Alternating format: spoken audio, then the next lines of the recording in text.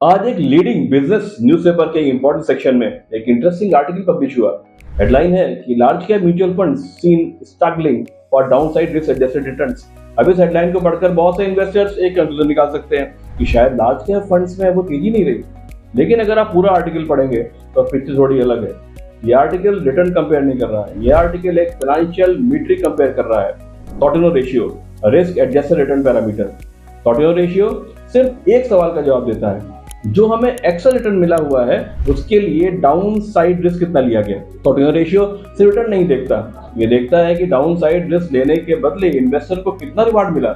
इसीलिए जनरली जितना highest टोर्टिनो ratio होता है उतना ही बेहतर रिस्क एडजस्टेड परफॉर्मेंस फंड का माना जाता है। अब न्यूज़पेपर के एनालिसिस के हिसाब से पिछले 3 सालों में डेटा में किसी भी लार्ज कैप स्कीम का टोर्टिनो रेशियो 100 से ऊपर गया ही नहीं है। वहीं मेजॉरिटी मिड कैप और स्मॉल कैप स्कीम्स का रेशियो 1 से ऊपर था। अब सवाल उठता है कि ऐसा हुआ क्यों।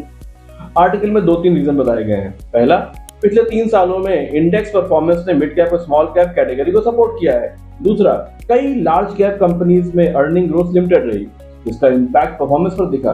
लेकिन मेरे लिए इस आर्टिकल की सबसे इंपॉर्टेंट लाइन आर्टिकल का आखिरी हिस्सा है, जहां मार्केट एक्सपर्ट्स कहते हैं कि टोर्टिनो रेशियो इंप्रूव हो सकते हैं जब मार्केट साइकिल टर्न होगी। इसीलिए उनकी एडवाइस है कि maintain your allocations.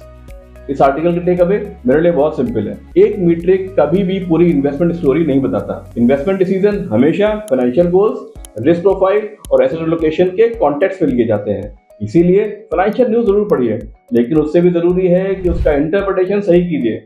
A single metric never tells the complete story. Smart investing begins when you understand the why behind the numbers.